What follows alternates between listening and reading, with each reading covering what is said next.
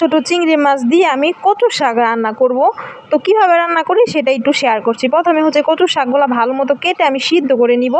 এরপর কড়াই বসিয়ে দিলাম, পরিমাণ মতো তেল দিয়ে দিলাম তেজপাতা এবং পাঁচ ফোড়ন দিয়ে এখন ভালো করে ভাজা হয়ে গেলে এরপর আমি দিয়ে দিব চিংড়ি মাছগুলো। আর এই চিংড়ি মাছটা আমার কাছে খুবই ভালো লাগে। আর কচু শাকে চিংড়ি মাছ অথবা ইলিশ মাছের মাথা দিয়ে খেতে কিন্তু দারুণ লাগে। যাই হোক, এরপর আমি দিয়ে দিলাম পরিমাণ মতো লবণ এবং হলুদের গুঁড়া দিয়ে এখন ভালো মতো ভাজা হয়ে গেলে এরপর আমি দিয়ে দিব সিদ্ধ করা সেই কচুর শাকগুলো। সেখানে আমি কিছু কাঁচামরিচও দিয়েছিলাম, দিয়ে এখন ভালো করে একটু ভেজে নিব। মোটামুটি যখন কানাকে একটু ভাজা ভাজা এবং একটু মাখো মাখো হয়ে যাবে এই পর্যায়ে আমি দিব ভাজা জিরার গুঁড়া।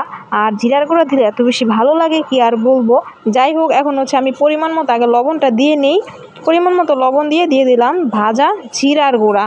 ভাজা জিরার গুঁড়া দেওয়ার পর এখন ফাইনালি কিছুক্ষণ সময়ের মতো ভেজে নিলে কিন্তু আমার রান্না শেষ। আর কচু শাক কার কার পছন্দ একটু বলবেন তো। তাছাড়া এইভাবে রান্না করে একবার খেয়ে দেখতে পারেন, জাস্ট অসাধারণ লাগে। আমার কাছে তো অনেক বেশি পছন্দ। তো যাই হোক, রান্নাটা কিন্তু হয়ে গিয়েছে সুন্দর করে। কিন্তু যখন নাকি মাখো মাখো হয়ে যাবে এ পর্যায়ে আমি নামিয়ে নিব। সেই মজা হয়েছিল।